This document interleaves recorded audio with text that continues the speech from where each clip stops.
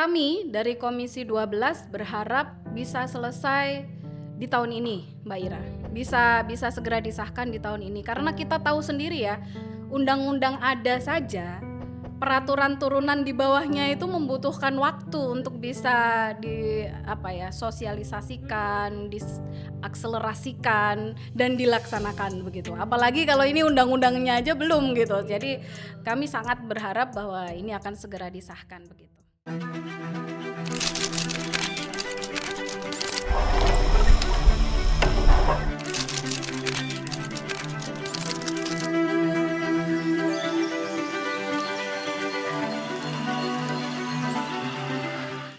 Halo rekan-rekan The Habibie Center, selamat datang di episode perdana podcast Bersih-Bersih Energi. Episode kali ini kita akan mengangkat tema meneropong keadilan pada rancangan Undang-Undang Energi Baru dan Energi Terbarukan atau yang sering disebut dengan RUU EBET. Bersama saya Intan Elvira, peneliti di The Habibie Center yang akan memandu podcast episode kali ini. Sobat Energi, dampak krisis iklim telah mendesak dunia untuk beralih dari energi fosil menuju energi yang lebih bersih dan berkelanjutan.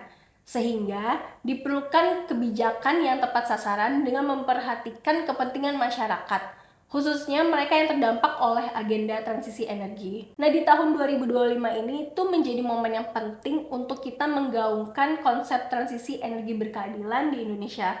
Pasalnya, RUU EBET ini akan disahkan pada tahun ini. Namun, dalam prosesnya RUU EBET ini cukup banyak menuai polemik di masyarakat. Melalui podcast ini, kita akan berdiskusi bersama pemangku kebijakan terkait dengan materi RUU EBET. Nah, kira-kira sudah sejauh mana sih RUU EBET tuh dalam menjamin keadilan sosial? Dan juga kita akan menjawab pertanyaan tersebut sekaligus memberikan pemahaman kepada Sobat Energi semua terkait konten RUU EBET. Di hari ini kita sudah kedatangan tamu yang spesial untuk mendiskusikan terkait dengan RUU EBET. Saat ini kita sudah bergabung dengan salah satu anggota DPR RI, Bu Ratna Juwita. Nah, beliau ini tergabung dalam Komisi 12 yang membidangi energi dan sumber daya mineral, lingkungan hidup dan juga investasi. Beliau ini tuh sudah hatam dengan dunia energi ya sejak tahun 2019. Luar biasa bukan? Langsung aja kita sapa. Halo Bu Ratna. Halo Mbak Ira, apa kabar? Alhamdulillah baik. Gimana Ibu? Kabar ini lagi musim hujan, saya juga kita semua di sini tuh lagi banyak yang kena sakit sih. Semoga Ibu sehat-sehat selalu ya. Amin, insya Allah. Oke. Nah, Bu Ratna ini sudah hatam dengan dunia energi sejak tahun 2019 karena memang sejak awal jadi anggota DPR di tahun 2019 sudah membidangi isu yang terkait dengan energi, sumber daya mineral ya Bu ya, lingkungan dan juga investasi. Nah, luar biasa bukan? Terima kasih banyak sebelumnya saya mengucapkan Ibu sudah mau menyempatkan diri nih datang di tengah huru-hara jadwalnya Ibu gitu. Ya sama sih, saya juga senang banget dapat invitation dari Habibie Center, podcastnya keren sekali, senang bisa bergabung, semoga bisa memberikan sedikit pencerahan terhadap teman-teman khususnya yang generasi muda ya. Oke, kita menantikan itu terkait isu rancangan undang-undang energi baru dan energi terbarukan. Oke, luar biasa sekali Bu. Nah, kita langsung aja nih Bu Ratna, dari profil yang saya baca, Ibu kan sudah tergabung dengan anggota DPR tuh di tahun 2019 sampai akhirnya terpilih lagi nih Bu di tahun 2024. Alhamdulillah. Nah, sejak awal Bu Ratna menjadi anggota DPR, Bu Ratna juga masuk di komisi yang emang membidangi isu energi sumber daya alam tadi kan. Boleh diceritain sedikit nggak Bu? Gimana sih rasanya jadi anggota DPR perempuan gitu, kurang lebih 6 tahun ini gitu? Jadi memang pada awalnya Mbak Ira, saya sama sekali tidak ada terfikir untuk menjadi salah satu anggota legislatif begitu ya. Memang betul saya tergabung di Partai Kebangkitan Bangsa sejak tahun 2006, tapi saya lebih ke strukturalnya begitulah gitu. Jadi saya memilih untuk jaga gawang di PKB-nya begitu. Dan setelah saya mendapatkan dukungan dan perintah dari kiai saya, beberapa senior saya untuk bisa maju di 2019, oke, bismillah, beliau-beliau menyampaikan kalau misalnya kamu ingin memberikan perubahan, kamu harus masuk ke dalamnya. Dan itu saya ingat-ingat kok sama seperti yang disampaikan oleh Almarhumullah Kiai Haji Abdurrahman Wahid begitu. Sehingga ya udahlah, bismillah saya masuk begitu. Nah, terkait dulu saya ada di Komisi 7 yang membidangi energi, sumber daya mineral, terus ada perindustrian, riset dan teknologi. Dan sebenarnya saya tuh masuk ke Komisi 7 karena saya ngejar lingkungan hidupnya, Mbak Ira. Iya, luar biasa. karena di periode sebelumnya kan Komisi 7 itu ada lingkungan hidup, tapi ternyata di periode 2019-2024 lingkungan hidup dipindahkan ke Komisi 4 begitu. Tapi ya memang itu dinamika dalam Senayan begitu ya.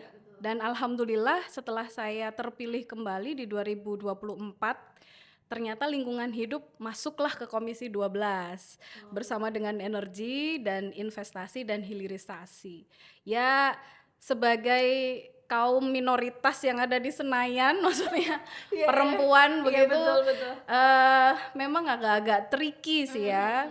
Tapi alhamdulillah di 2024 ini kita udah naik, Mbak Ira. Kita sudah ada di 22,40% yang perempuannya. Jadi ada 127 orang dari 580 anggota, which is itu yang terbanyak sepanjang sejarah. Dan mudah-mudahan di periode berikutnya kita bisa memenuhi kuota 30% perempuan. Amin. Semoga Bu Ratna kepilih lagi dari Amin, bagian 30% itu Amin, ya, Bu, ya. amin, Luar amin. biasa sekali, Iya, Bu. iya. Ternyata Ibu emang punya concern khusus di lingkungan ya, Bu ya. Oke, kenapa tuh Bu kalau boleh tahu?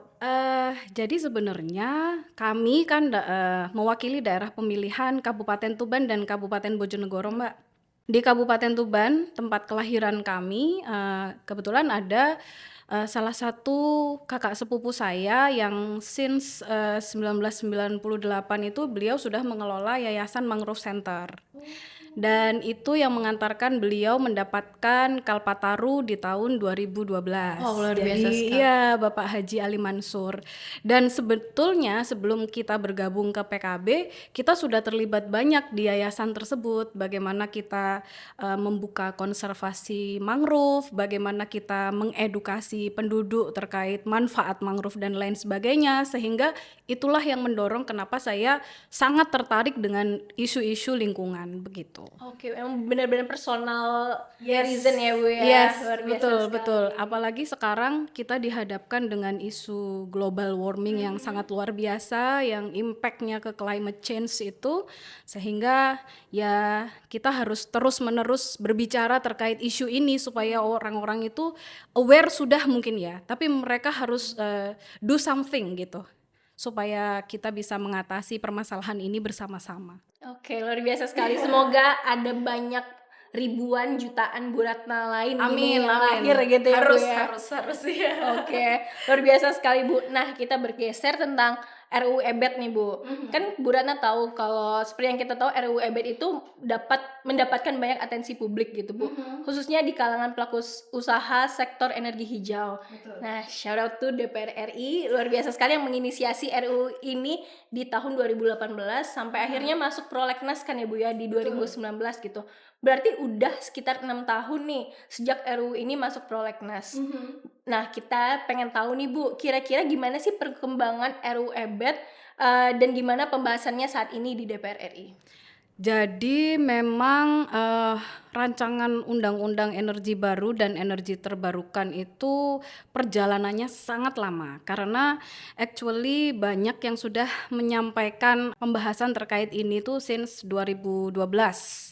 Ya, dan di 2018 akhirnya teman-teman di Komisi 7 sebelumnya itu mereka memantapkan diri nih, oh ini harus menjadi inisiasi dari DPR RI, terutamanya Komisi 7 supaya mendapatkan atensi karena seperti diketahui ya Mbak Ira bahwa kita sendiri sudah menargetkan bauran energi itu 23% di 2025 dan 30% di 2030 yang akhirnya malah direvisi menjadi 17%.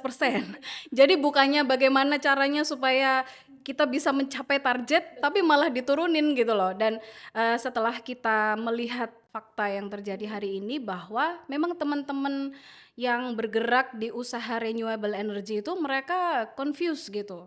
Kita nggak punya legal standing. Jadi kalau misalnya ingin membangun ekosistem dari renewable energy termasuk secara keekonomian itu ya harus menyelesaikan rancangan undang-undang energi baru dan energi terbarukan. Nah, di periode kemarin sebenarnya udah selesai nih Mbak. Oh iya betul. 69 pasal dan 527 DIM itu sudah selesai pembahasannya. Iya, jadi kita sendiri sekarang yang ada di Komisi 12 alhamdulillah kemarin sudah bisa mengusulkan supaya rancangan undang-undang energi baru dan energi terbarukan ini masuk ke undang-undang prolegnas dan kita dorong terus nih supaya ini tinggal pengesahan di tingkat paripurna sih. Kalau misalnya memang sudah disepakati, maka ya undang-undang itu kalau sudah ditandatangani oleh Bapak Presiden pasti akan segera dilaksanakan begitu. Mohon doanya ya. Amin. Karena kayaknya sih ini banyak sekali undang-undang lain yang dianggap lebih Urgent ya Bu. iya Iya, daripada RUU EBET ini sehingga kok ya ditunda-tunda terus gitu pengesahannya. Kemarin Iya. kalau nggak salah saya baca gitu, yang masih bottleneck itu di power wheeling ya Bu ya? Alhamdulillah sih itu sudah menemukan kesepakatan begitu ya. Kita juga sudah berdiskusi dengan pihak-pihak terkait bahwa isu power wheeling ini kan sebenarnya siapa mau berbuat apa gitu kan. Jadi kalau selama itu jelas kita niatkan untuk merah putih, untuk masyarakat, untuk kekompetitifan nilai dari energi terbarukan, why not gitu. Jadi insya Allah udah selesai sih, tinggal menunggu pengesahan di rapat kerja bersama kementerian dan kalau misalnya itu disepakati selesai begitu. Oke, luar Iya. biasa sekali. Berarti ini tinggal dikit lagi. Iya, disinilah saya pikir pentingnya political will ya. Seberapa besar keberpihakan dari pimpinan-pimpinan kita untuk bisa menyelesaikan hal ini gitu.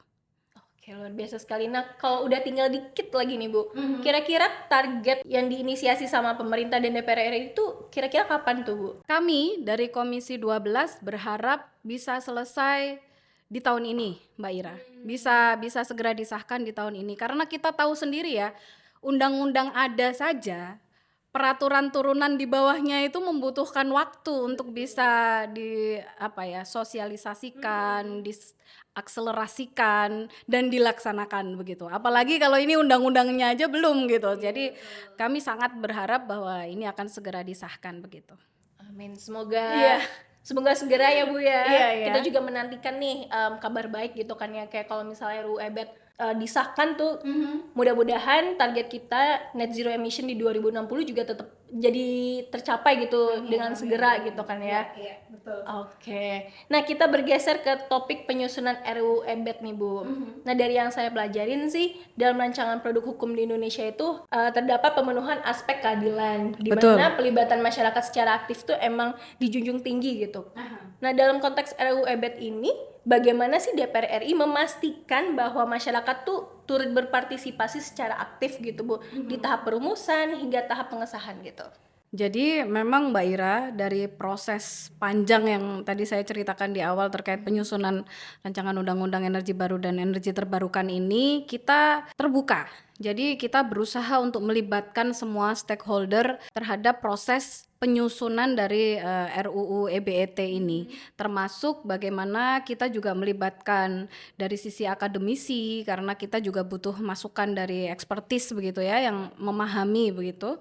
Lalu kita juga melibatkan sektor-sektor usaha, kita juga meminta masukan dari teman-teman NGO yang mereka concern terhadap isu ini, termasuk kita juga meminta masukan dari pemerintah daerah yang tentu setelah rancangan undang-undang ini nanti dilaksanakan mereka yang akan terdampak begitu Iya, lah. betul. Jadi kita berusaha untuk melibatkan, termasuk kita juga memasukkan di salah satu pasal Mbak di RUU EBET ini, yaitu pasal 66, bagaimana masyarakat nanti bisa mendapatkan informasi bahkan ikut mengawasi pelaksanaan dari berlangsungnya energi terbarukan yang ada di daerah mereka, energi baru dan energi terbarukan tentunya. Iya, luar biasa sekali ya Bu ya, udah dipikirin secara matang karena memang seperti yang kita tahu walaupun produk hukum udah ada itu, Iya. walaupun MK udah bilang kayak pelibatan masyarakat secara aktif tuh harus gitu, tapi pada kenyataannya kita lihat RUU yang kemarin semalam jadi gitu kan, kadang yang kayak waduh gitu. Tapi menarik banget karena emang ini perjalanannya sudah panjang kan dan kita berharap juga emang semua aspek tuh udah dipikirkan matang-matang. Yes, tentu kami di Komisi 12 juga berharap bahwa produk hukum yang akan kita hasilkan ini benar-benar firm gitu loh. Jadi sudah tidak ada GR-GR lagi. Sudah istilahnya udah bisa langsung dilaksanakan dan penjelasan-penjelasan yang akan menjadi peraturan pemerintah turunannya itu juga udah bisa langsung diimplementasikan begitu Mbak Ira. Oke, kalau boleh tahu sidang selanjutnya nih tentang RUU EBET kapan nih Bu? Jadi ini langsung straight to the point ya. Jadi memang Mbak Ira, kalau misalnya di Senayan itu sangat dinamis ya. Oh, oke. Tentu yang bisa memberikan timeline kapan-kapannya itu pimpinan sih. Kami di Komisi 12 tentu harapannya hanya bisa menunggu seberapa besar sih komitmen dari pimpinan DPR RI ini untuk segera mengesahkan rancangan undang-undang energi baru dan energi terbarukan begitu. Oke, berarti emang kita nggak bisa berbuat apa-apa kalau misalnya Iya, karena tugas kita sudah selesai gitu Mbak Ira. emang ini Sudah semua dituntaskan, ya. tentang political will sih. Betul sekali. Iya. Ya menarik sekali Bu. Nah kalau untuk di RUU EBET sendiri kan menarik banyak atensi publik, khususnya CSO juga nih Bu, banyak banget nih. Ada yang banyak bertanya-tanya, salah satu yang menarik RUU EBET itu adanya definisi energi baru nih Bu. Karena kan kalau kita lihat turunannya tuh energi fosil juga tuh. Sedangkan kalau misalnya kita net zero emission kan emang shifting dari energi fosil menuju energi yang lebih bersih gitu kan dan berkelanjutan gitu. Bagaimana Bu Ratna melihat tentang perdebatan definisi energi baru ini gitu? Pasti kan Ibu melihat kayak oh kalau dari pihak A ini setuju, pihak B ternyata nggak setuju, ada banyak pro kontra gitu. Iya betul. Jadi sebenarnya klausul itu yang di awal juga membuat RUU EBET ini agak alot Mbak Ira. Karena saya adalah salah satu orang yang tidak menyetujui adanya term energi baru. Iya. Menurut pemahaman saya asal muasal dari adanya kita berkeinginan untuk merancang undang-undang ini itu memang energi terbarukan, renewable energy, bagaimana kita memaksimalkan potensi energi terbarukan yang sangat banyak di Indonesia begitu ya. Tapi ya itulah ada beberapa fraksi ya, saya bilang di sini yang mengusulkan term energi baru dan mereka menggaranti kalau memang ini dibutuhkan, contohlah nuklir sebagai satu-satunya energi bersih yang mereka percayai begitu kan, dan juga ada turunan-turunan dari energi fosil itu juga melalui perdebatan yang sangat serius begitu. Betul. Tapi akhirnya saya memiliki sebuah keyakinan ya, anggap aja ini win-win solution gitu. Kita nggak bisa dapat semuanya, ya oke lah kita dapat 80%, toh itu sudah banyak begitu. Jadi tarik ulur lah Mbak Ira. Bagaimana saya juga harus memastikan di dalamnya bahwa turunan-turunan dari energi fosil ini dikunci dengan kata-kata keberlanjutan dan keamanan untuk environment. Itu menurut saya sudah hal yang mutlak ya, dan sudah disebutkan dalam rancangan undang-undang ini. Jadi kita memberi ruang untuk adanya inovasi teknologi, bagaimana kita juga harus memproses energi fosil yang menjadi kekayaan alam kita juga begitu. Oke, berarti emang cari jalan tengah lah ya Bu ya. Yes. Tapi kalau misalnya nih Bu ya, kan kita juga di kalangan ICS itu kan baca-baca juga tentang penelitian ini energi baru itu tuh sebenarnya kayak apakah emisinya lebih baik atau enggak gitu kan. Aha. Ternyata memang dari yang kita baca jurnalnya justru banyak mengeluarkan emisi gitu, Bu. Nah, kalau misalnya nih ada nggak sih kemungkinan kalau misalnya ini RUU bakalan misalnya tahun depan nih kita lihat oh ternyata ada banyak dampak negatifnya gitu. Apakah mungkin akan direvisi gitu, Bu? Pasti pasti, karena kita juga, harus dinamis ya, mengikuti perkembangan zaman dan, kita juga belum tahu, teknologi-teknologi apa yang akhirnya akan dikembangkan di Indonesia seiring dengan adanya rancangan undang-undang EBET ini begitu Mbak Ira. Sehingga masih sangat terbuka kemungkinan apabila memang dalam proses pelaksanaan RUU ini nanti ada 1, 2, 3 hal-hal yang kurang, firm gitu atau kurang fit dengan kondisi terkini, itu akan, segera kita perbaiki juga. Oke, takutnya Ya. nggak compile net zero emission Yes. target kan ya, Bu? Bentar lagi sih. Dengan mundurnya, Presiden Trump dari Paris Agreement itu kayaknya semakin ya membuat chaos suasana gitu ya. Ya kita lihat aja nanti. Iya. Semoga sih ya, Bu ya. Semoga lancar deh. Amin amin amin. Oke, nah Indonesia kan saat ini juga udah berkomitmen untuk net zero emission tadi kan Bu di tahun 2060.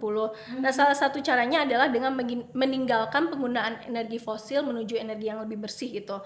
Nah, tentu saja dalam proses transisi energi ini kan akan berdampak gitu pada hak-hak masyarakat tentunya. Dan ada pertimbangan aspek inklusivitas sosial khususnya yang menyangkut dengan GETSI nih, Bu. Ya. Nah, menurut Bu Ratna, bagaimana GETSI dapat dipertimbangkan gitu sebagai salah satu aspek dalam RUU ini? Karena jujur kita belum, kalau kita baca RUU EBET belum ada yang nge-state gitu tentang gender, equality, disability, and social inclusive gitu, Bu. Jadi sebenarnya memang secara eksplisit belum ya Mbak Ira, tapi kalau secara implisit itu sebenarnya sudah tertuang di pasal 2 ayat C, D, dan G. Iya. Jadi bagaimana rancangan undang-undang energi baru dan energi terbarukan ini didasarkan pada asas ekonomi yang berkeadilan. Terus juga berwawasan lingkungan dan aksesibilitasnya untuk semua pihak. Dan saya rasa kalau kita benar-benar memaknai pasal tersebut dengan baik, aspek GETSI itu sudah termasuk di dalamnya. Baik itu dari gender equality, disabilitas, dan sosial ekonomi juga udah masuk di situ sih sebenarnya. Oke. Nah, gimana caranya? Ini kan yang akan mengimplementasikan UU ini kan juga daerah ya, Bu ya, pemerintah daerah gitu kan. Betul. Nah, gimana DPR RI juga memastikan kalau misalnya pemerintah daerah tuh juga udah mengerti gitu tentang GETSI dan emang kalau kata orang Jawa tuh didikte gitu kan ya, Bu ya. Jadi sebenarnya di dalam pasal ini juga ada di pasal 32 dan pasal 50 Mbak yang mengatur hubungan antara pemerintah pusat dan pemerintah daerah. Bagaimana pemerintah pusat itu juga diberikan boundaries, bagaimana mereka harus memprioritaskan daerah-daerah penghasil termasuk nanti yang digunakan sebagai pusat dari renewable energy maupun yang new energy, bagaimana mereka mendapatkan prioritas yang terbesar dari penghasilan nanti, dan itu yang akan digunakan untuk meningkatkan keekonomian lokal sehingga bisa mendongkrak kesejahteraan masyarakatnya begitu. Sebenarnya sudah ada. Oke, Aha. saya cukup lega karena udah ada sistemnya gitu ya, Bu ya. Ya. I hope ini juga bisa menjadi guidance gitu ya ke pemerintah pusat bahwa kalau misalnya ngatur daerah juga jangan parah-parah amat karena merekalah nanti yang menerima dampak dari adanya kegiatan-kegiatan ekonomi tersebut gitu. Betul, kadang kan ya ini proyeknya pusat gitu, tapi ada di daerah, tapi daerah dituntut untuk apa ya implementasiin di satu sisi nggak ada kapasitas karena itu misalnya PSN kayak gitu kan ya, Bu. Betul.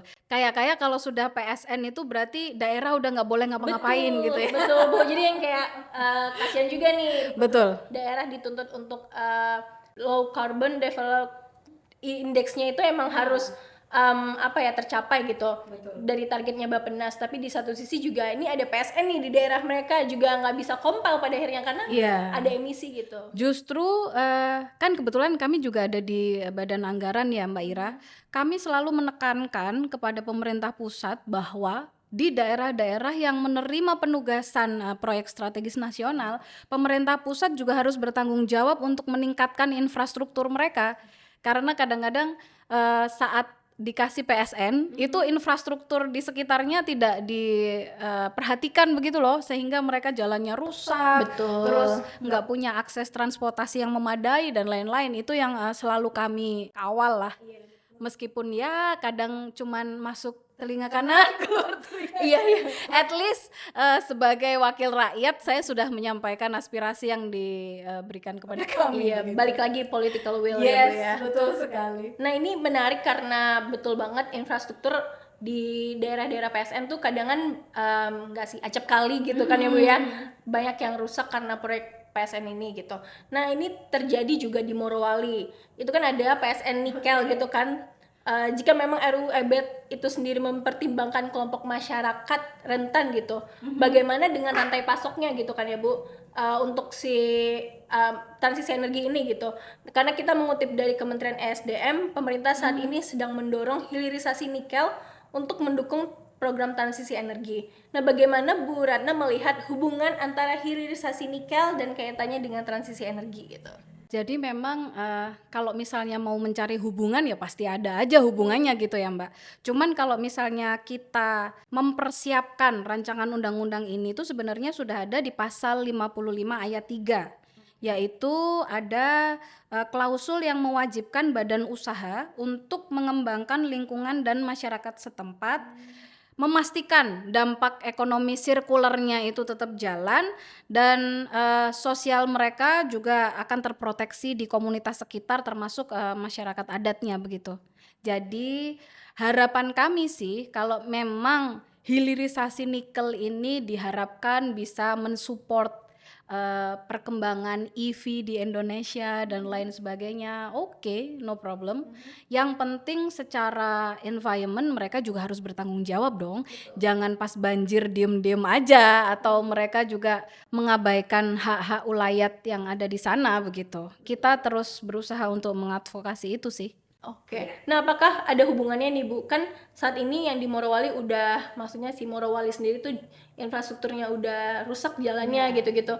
Apakah ini ada hubungannya dengan RUU EBET yang belum disahkan juga gitu, Bu? Saya yakin demikian karena sebenarnya kalau misalnya kita mau ngomong stick and carrot gitu ya, reward and punishment yang ada di Indonesia, di rancangan undang-undang energi baru dan energi terbarukan itu semuanya udah ada begitu. Sehingga kalau misalnya ini segera disahkan, saya yakin pengusaha-pengusaha smelter itu juga akan berpikir dua kali untuk mengacuhkan klausul-klausul tersebut gitu, Mbak Ira. Oke, luar biasa sekali. Kita sangat menantikan ya, karena ya seperti yang kita tahu juga Morowali itu jadi perbincangan semua CSO, juga banyak banget tesis di luar negeri yang mengangkat isu si Morowali ini gitu kan. Sedih sih memang. Betul.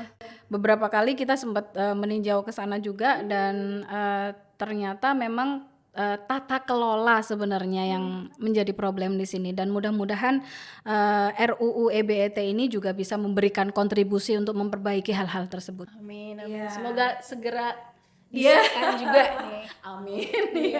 Oke, kembali ke pembahasan RUU EBET gitu. Dalam RUU EBET kan terdapat klausul terkait pusat dan daerah yang tadi Ibu juga udah bilang gitu. Nah, seperti yang kita tahu juga hubungan pusat dan daerah itu sering banyak tantangannya nih, Bu kan. Nah, betul, gimana DPR RI memastikan bahwa RUU EBET ini dapat memperkuat koordinasi dan kolaborasi antara pusat dan daerah gitu, Bu? Mungkin tadi udah sempat saya jelaskan di awal juga ya Mbak Ira, bahwa kita sudah mengaturnya di pasal 32 dan pasal 50, bahwa pemerintah pusat memiliki kewajiban untuk memprioritaskan daerah-daerah penghasil energi baru dan energi terbarukan. Dan selain itu Mbak Ira, memang kalau saya melihat pemerintah pusat kita itu masih agak-agak, kalau orang Jawa bilang itu solu-solu gitu. Jadi agak setengah-setengah untuk melaksanakan otonomi daerah begitu. Contohlah sekarang kalau misalnya kita anggap APBN itu 100%. Masa yang 70% dibawa ke pusat, yang 30% baru menjadi haknya daerah, padahal mereka yang langsung melayani masyarakat gitu. Saya adalah salah satu orang yang mengupayakan supaya TKD, transfer keuangan daerah ini diperbanyak, dan saya juga meminta kepada Kemenkyu dalam hal ini ya, untuk menghindarilah earmarking yang terlalu berlebihan ke pemerintah desa terutamanya, supaya mereka itu juga bisa berinovasi. Sebenarnya potensi lokal yang mereka miliki itu apa begitu, tidak hanya seputar apa yang menjadikan instruksi dari pusat. Kalau misalnya di instruksi terus kan otomatis mereka ketakutan ya untuk bisa menggali potensi yang ada di lokal begitu. Dan di rancangan undang-undang EBET ini seperti tadi yang saya sampaikan Mbak Ira, sudah ada bagaimana kita meminta dan mengatur pemerintah pusat boundariesnya begitu. Oke, ya menarik juga sih Bu, karena emang di daerah gitu, di desa gitu, kan ada beberapa pagu yang misalnya dana desa itu untuknya jalan gitu-gitu kan. Iya, Siapa betul, tahu betul. tuh desa juga pengen mengembangkan energi baru, energi terbarukan gitu kan ya Bu ya. Iya. Mungkin itu jadi bottleneck-nya juga kan ya. Betul.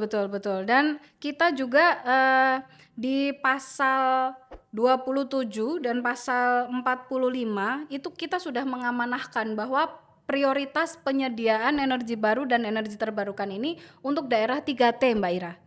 Ya, terdepan, terluar, tertinggal itu yang harus diprioritaskan, karena kadang-kadang kita miris begitu ya. Ada banyak sekali pulau di Indonesia yang belum diterangi listrik, padahal mereka itu berbatasan dengan Malaysia, Brunei yang di sana udah terang benderang gitu kan. Kasihan banget gitu loh.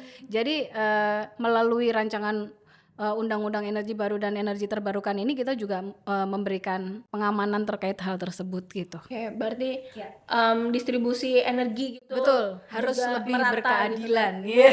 kan. Iya. Oke. Tapi apakah RUU EBET tuh juga tujuannya salah satunya adalah biar Indonesia itu tangguh terhadap energi gitu, swasembada energi kalau kata presiden kita gitu. Ya, apalagi yang menjadi misi dari Bapak Presiden kita, visi dan misinya ada kan swasembada energi, swasembada pangan, juga peningkatan pendidikan kan begitu ya. Sehingga ini stressing kita nih gitu, bagaimana kita mewujudkan cita-cita Bapak Presiden yang terdahulu, Indonesia terang begitu kan. Meskipun rasio elektrifikasi kalau misalnya menurut teman-teman dari PLN itu sudah 99,8%, tapi kan pada kenyataannya nggak usah jauh-jauh di luar Pulau Jawa deh, di Jawa aja masih banyak sekali rumah-rumah yang belum berlistrik gitu. Jadi saya itu sering berdebat terkait rasio elektrifikasi ini kan, teman-teman PLN itu ngitungnya masih dari desa. Jadi asal dalam satu desa itu ada satu rumah saja yang menggunakan listrik, itu dianggap sudah memenuhi gitu loh.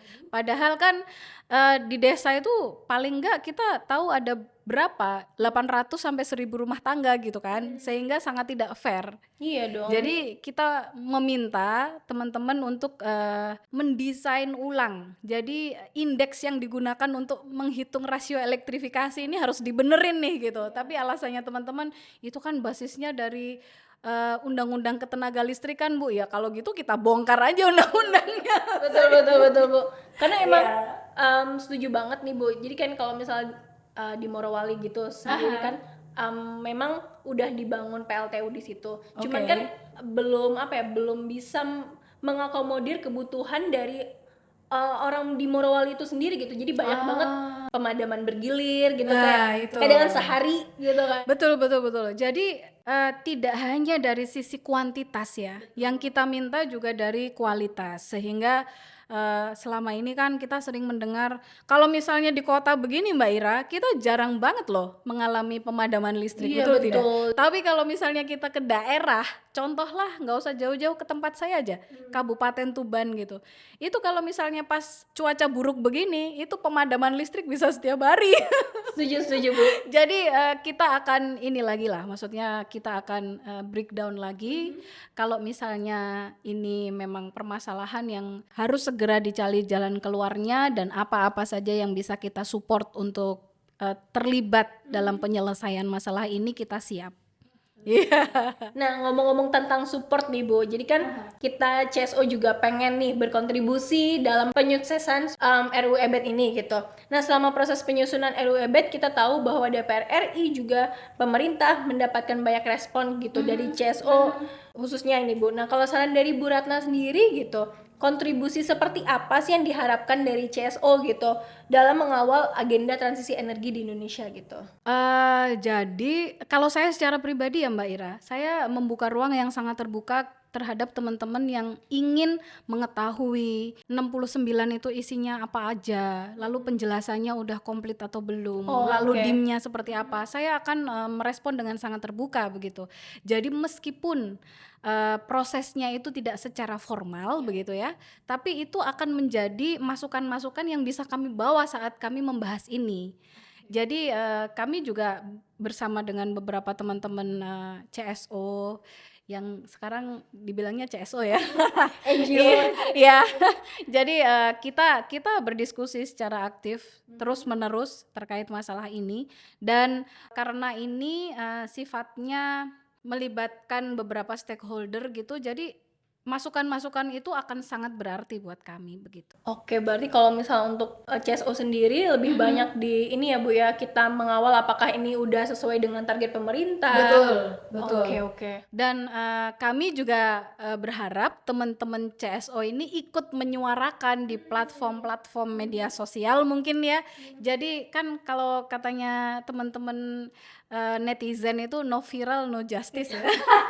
Jadi teman-teman CSO juga saya harap ayo dong pemerintah segera sahkan RUU EBET, itu akan sangat menarik gitu. Betul. Emang bener sih. Iya. Berarti kita harus punya kompilasi hal-hal yang patut buat diviralin nih. Ya, mungkin ada beberapa pasal-pasal yang menurut tadi Mbak Ira sampaikan belum eksplisit menyebut satu atau dua hal, itu menarik juga untuk diangkat di teman-teman CSO begitu. Oke, biasanya sih kalau misalnya di CSO sendiri, kalau misalnya udah ada UU yang keluar nih Bu, kita buat kajian nih, apa yang harus diapresiasi, apa yang sepertinya harus ditingkatkan, dikritisi gitu ya ya. gitu sih. Biasanya kita langsung buat kajian gitu, dan Itu semoga menarik.